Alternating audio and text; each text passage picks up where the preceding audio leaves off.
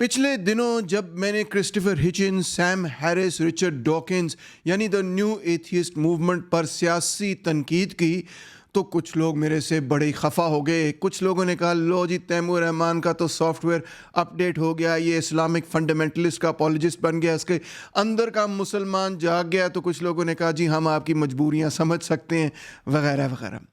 در حقیقت میں سمجھانے کی آپ کو جو کوشش کر رہا ہوں وہ یہ ہے کہ جس طرح سے ایک طرف پروگریسو اور ریگریسو مسلمان بھی ہو سکتے ہیں, یا پروگریسو اور ریگریسو ہندو ہو سکتے ہیں, یا پروگریسو اور ریگریسو کرسچنز ہو سکتے ہیں, تو اسی طرح یہ بھی بالکل ممکن ہے, اور نہ صرف ممکن ہے بلکہ حقیقت ہے کہ دنیا کے اندر ایک طرف پروگریسو تو دوسری طرف ریگریسو ایتھیسٹس بھی موجود ہیں. میرا آج کا ویڈیو ان لوگوں کو جواب ہے جو میرے پچھلے ویڈیو یعنی کہ رچرڈ ڈاکنز، سیم ہیرس اور کرسٹوفر ہچنز پر تنقید کو بہت ہی برا منا گئے.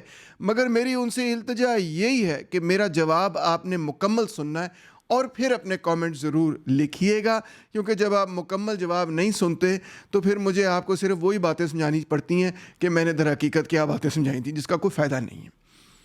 چرچ کی بڑی لمبی تاریخ ہے ایتھیزم مخالفت کے اعتبار سے.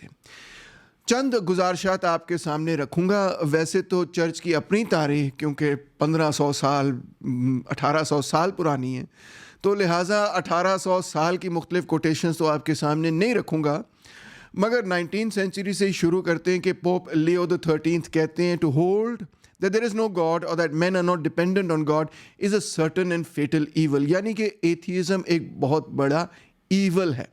اسی طرح پوپ پائس X کہتے ہیں 1907 میں atheism is the synthesis of all heresies, تمام برائیوں کی جڑ در حقیقت یا تمام بدعتوں کی جڑ در حقیقت ایتھیزم ہی ہے. پوپ پائس XII کہتے ہیں 1950s کی بات ہے, such theories not only overturn the foundations of Christian religion but also destroy the true notion of the world and mankind, یعنی کہ ایتھیزم تو انسانیت کو ہی برباد کر دے گا. 60s تک سیکنڈ ویٹیکن کاؤنسل کہہ رہا تھا کہ جی اصل مسئلہ یہ ہے کہ human dignity lies in man's call to communion with God. From the very circumstance of his origin, man is already invited to converse with God. Atheism must therefore be regarded as one of the most serious problems of this age. یعنی کہ آج کے زمانے کے سب سے بڑے مسائل کے اندر یہ مسئلہ ہی ہے, یعنی کہ ایتھیزم. اور کیونکہ چرچ کا یورپین لٹریچر ثقافت پہ بہت بڑا اثر ہے, تو ہم دیکھتے ہیں کہ لٹریچر میں بھی بہت ساری تھیمز اسی قسم کی ہیں. جی کے چیسٹرٹن لکھتے ہیں when men choose not to believe in God, they do not therefore believe in nothing. They then become capable of believing in anything. اسی طرح دوستویفسکی لکھتے ہیں if God does not exist, everything is permitted. یہی تنقید آج کل internet پر بھی جاری ہوتی ہے. سی ایس لوئس لکھتے ہیں atheism turns out to be too simple. If the whole universe has no meaning we should never have found out that it has no meaning. اگر بات کو مختصر طریقے سے پیش کروں تو کیتھولک چرچ کی آرگیومنٹ یہی تھی کہ ایتھیزم کے نتیجے میں مورل ریلیٹیوزم پیدا ہو جاتا ہے. ان کا یہ خیال تھا کہ کوئی ایبسولوٹ مورل ویلیوز نہیں بچیں گی اور مدر پدر آزاد ہو جائیں گے لوگ. غور کیجئے کہ جو آرگیومنٹس چرچ کی تھیں ہو بہو وہی آرگیومنٹس آج ہمیں مسلمان بھی دیتے ہیں. اسی طرح ان کا دوسرا کہنا یہ تھا کہ اس کے نتیجے میں سوشل کیوس پیدا ہو جائے گا, انسٹیبلٹی پیدا ہو جائے گی, مٹیریلزم کے نتیجے میں ناہلزم پیدا ہو جائے گا اور ٹوٹیلیٹیرین رجیمز بھی پیدا ہو جائیں گی, یعنی کہ سیاسی اعتبار سے بھی تباہی پیدا ہو جائے گی.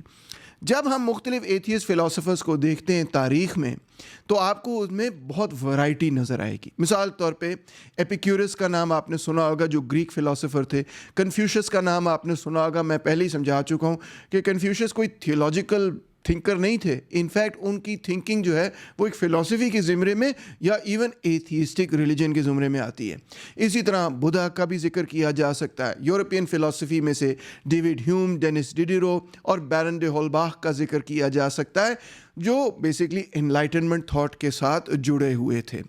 ایتھیسٹ فلاسفرز میں جو 19 سینچری کے فلاسفرز تھے, جہاں ایک طرف لوڈوگ فیورباخ کا ذکر کیا جاتا ہے تو کارل مارکس، فریڈرک اینگلز کا بھی ذکر کیا جاتا ہے اور ساتھ فریڈرک نیچے کا بھی ذکر کیا جاتا ہے. دیکھیں کتنی ورائٹی اس کے اندر. کنٹمپریری ایتھیسٹ کے اندر اکثر برٹرنڈ رسل یا جان پول سارتر اور پھر obviously Christopher Hitchens, Sam Harris اور ڈینیل ڈینٹ کا ذکر کیا جاتا ہے. یہ آخری تین جو ہیں ان کے بارے میں تو آپ جانتے ہیں کہ انہی کو نیو ایتھیسٹ کہا جاتا ہے. اسی طرح ہم دیکھتے ہیں کہ کچھ ایسے سائنسدان ہیں جو بڑے کھل کے اپنی ایتھیزم کو بیان کرتے ہیں. اس میں جہاں ایک طرف کارل سیگن ہیں تو دوسری طرف اسٹیفن ہاکنگز ہیں, اور اب ہم رچرڈ ڈاکنز کو بھی سن رہے ہیں. اسی طرح لٹریچر کے اندر ہمیں بہت سارے ایتھیسٹ ملتے ہیں. مارک ٹوین, ہمیں فلپ پلمن, جارج برنارڈ شاء, اس قسم کے مختلف لوگ ملتے ہیں جو بڑے گریٹ لٹریری فگرز مانے جاتے ہیں. اور پھر ڈھیر سارے ایسے لوگ ہیں جن پر ایتھیزم کا الزام لگایا گیا, وہ تھے یا نہیں تھے اس پہ بہرحال آج تک ڈیبیٹ جاری ہے. سوکریٹیز پہ ایتھیزم کا الزام لگایا گیا, اس کو تو بلکہ زہر کا پیالہ دیا گیا اسی وجہ سے کہ اس پہ الزام ہی یہ تھا کہ وہ ایتھیسٹ ہے. ہائپیشیا کو بھی زندہ مار دیا گیا, اس کی ہڈی بوٹی توڑ دی گئی, اس کی اسکن اتار دی گئی وغیرہ, ہارریبل قسم کی ڈیتھ دی گئی. بڑی گریٹ فلاسفر تھی. باروک اسپنوزا پہ الزام لگا, جیوڈانو برونو کو بروٹلی جلایا گیا, وولٹیر پہ الزام لگا, تھامس ہابس پہ الزام لگا, تھامس پین پہ الزام لگا. ہابس تو بڑا کروشل ہے پورے لبرلزم کی ڈیولپمنٹ کے لیے, اور تھامس پین تو 2 انقلابوں میں شامل تھا. اسی طرح چارلز ڈارون پہ بھی الزام لگا اور البرٹ آئنسٹائن پہ بھی الزام لگا. یعنی کئی سائنسدان, کئی مختلف فگرز اس میں شامل ہیں. اب ایتھیسٹ کو آپ مختلف کیٹیگریز کے اندر بھی ڈیوائڈ کر سکتے ہیں ان کی پالیٹکس کے حساب سے. مثال طور پہ ایک طرف ایسے فگرز ہیں فیورباخ جو کہ سوشلسٹ تھے, ژان پال سارتر جو کہ اپنے آپ کو مارکسسٹ ایگزسٹینشلسٹ کہتے تھے, ایگزسٹینشلزم اور مارکسزم دونوں چیزوں کو جوڑنے کی کوشش کرتے تھے. Karl Marx, Friedrich Engels, Lenin, Plekhanov, Che Guevara, Gramsci, جتنے مارکسسٹ ہیں ان کا تو ذکر میرا خیال ہے آپ کے سامنے ہی ہے کہ وہ تو سارے لیفٹسٹ ہیں. جارج برنارڈ شاء بھی بیسکلی ایک فیبین سوشلسٹ تھے, اور ساری زندگی انہوں نے یہی کہا کہ کیپٹلزم ختم ہونا چاہیے, سوشلزم شروع ہونا چاہیے. یعنی کہ یہ سب وہ ایتھیسٹ ہیں جو کہ بیسکلی لیفٹ ونگ قسم کے ایتھیسٹ ہیں. میں ان کو پروگریسو ایتھیسٹ کہوں گا. پھر ایسے بھی لوگ ہیں جو پولیٹیکلی لبرلزم کے ساتھ جڑے ہوئے ہیں اور اپنے آپ کو ایتھیسٹ بھی کہتے ہیں, جس میں مثال طور پہ برٹرنڈ رسل شامل ہیں, اگرچہ انہوں نے کچھ حد تک ریفارمسٹ سوشلزم کی بھی بات کی. رچرڈ ڈاکنز میرا خیال ہے اپنے آپ کو لبرلی تصور کریں گے. اسٹیفن پنکر کی کتاب اٹھا لیں, enlightenment now, the case for reason, science, humanism and progress, وہ بھی بیسکلی ایک لبرل فلاسفرز ہیں. مگر دلچسپ بات یہ ہے کہ جہاں اتنے سارے لیفٹ ونگ ایتھیسٹ ہیں اور اتنے سارے لبرلز بھی ایتھیسٹ ہیں, تو وہاں پہ رائٹ ونگ ایتھیسٹ بھی ہوتے ہیں. میں آپ کو یہی بات در حقیقت سمجھانا چاہتا ہوں کہ رائٹ ونگ ایتھیسٹ بھی ایک چیز ہوتی ہے جس کو ریگریسو ایتھیسٹ آپ کہیں گے, اور آپ شاید اس سے بڑے حیران ہو, پریشان ہو, مگر فریڈرک نیچے بیسکلی ایک رائٹ ونگ ایتھیسٹ تھے. اسی طرح آئن رینڈ جو ہیں وہ ایک رائٹ ونگ ایتھیسٹ ہیں. میلو یانوپولس کا آپ نے نام شاید سنا ہو, اب تو وہ کیتھولک ہو گئے, مگر ایک زمانے میں بڑی ان کی انٹرنیٹ پہ دھوم دھام ہوا کرتی تھی, وہ بھی بیسکلی رائٹ ونگ ایتھیسٹ تھی. ایس ای کپ کا پتہ نہیں آپ نے نام سنا ہے کہ نہیں سنا, مگر بیسکلی وہ بھی ایک رائٹ ونگ ہے. کہتی ہیں میں ایتھیسٹ ہوں, مگر ساتھ ساتھ لیفٹ کو ہر وقت اٹیک کر رہی ہوتی ہیں.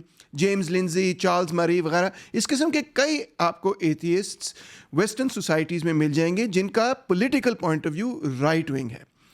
بات یہ ہے کہ کیتھولک چرچ اور اسلامک فنڈامنٹلزم کا تو ایک ڈیفینٹ پروگرام ہے کہ ہم یہ کرنا چاہتے ہیں سوسائٹی اس کے ساتھ, مگر ایتھیزم ایک ایسی کیٹیگری ہے کہ جس کے حوالے سے یہ نہیں کہا جا سکتا کہ اس کے ساتھ کوئی اسپیسیفک ایتھیکل سسٹم یا اسپیسیفک پولیٹیکل پروگرام اٹیچڈ ہے. میں دوبارہ سے بات کروں گا تاکہ آپ کو بات سمجھ آ جائے کہ ایتھیزم بیسکلی ایک فلسافیکل پوزیشن ہے, ایک پولیٹیکل پوزیشن نہیں ہے, اور اس کی وجہ سے آپ ایک فلسافیکل پوزیشن کو لیتے ہوئے مختلف قسم کی پولیٹیکل پوزیشنز لے سکتے ہیں. یہ پاسبل ہے, یہ ممکن ہے.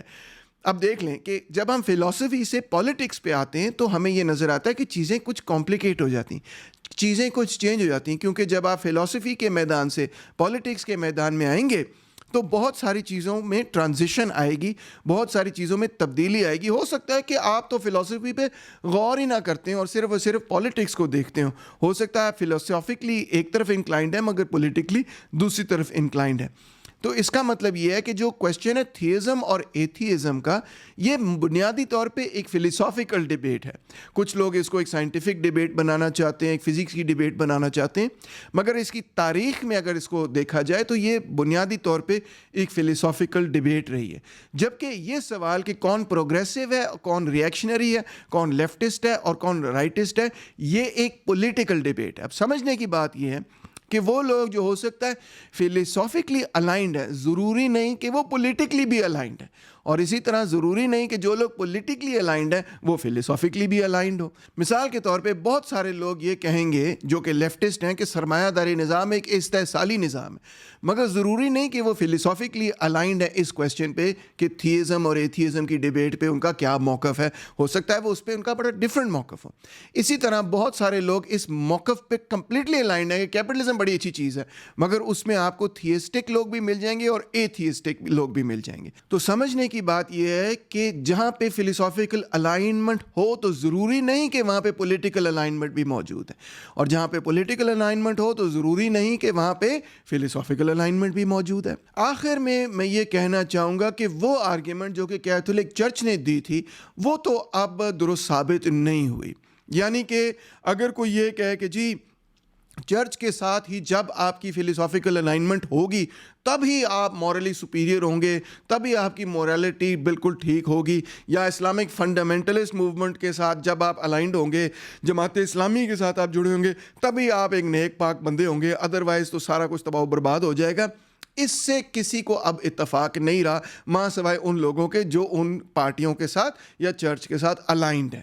ان فیکٹ میں تو یہی کہوں گا بار بار کہ جو کیتھولک چرچ اور اسلامک فنڈامنٹلزم ہے یہ در حقیقت جاگیردار طبقے اور فیوڈل طبقے کی نمائندگی کرتی آئی ہے اور آج بھی کر رہی ہے. مگر اس کے ساتھ ساتھ الٹ بات درست نہیں ہوگی. یعنی ایک طرف چرچ کی آرگیومنٹ ڈسپروو ہو چکی ہے, مگر اس سے یہ نتیجہ نہیں اخذ کر لینا چاہیے کہ اس کے ایگزیکٹ اپوزٹ آرگیومنٹ جو ہے وہ بھی درست ہے. Not at all. In fact ہم یہ دیکھتے ہیں کہ ایتھیزم کا کوئی اسپیسیفک پولیٹیکل پروگرام نہیں ہے. ایسے بہت سارے ایتھیسٹ ہیں جو اسرائیل کی حمایت کرتے ہیں, اور ایسے بہت سارے لیفٹسٹ ہیں جو ہو سکتا ہے ایتھیسٹ بھی ہوں اور اسرائیل کی مخالفت تو تقریباً تمام لیفٹسٹ کرتے ہیں.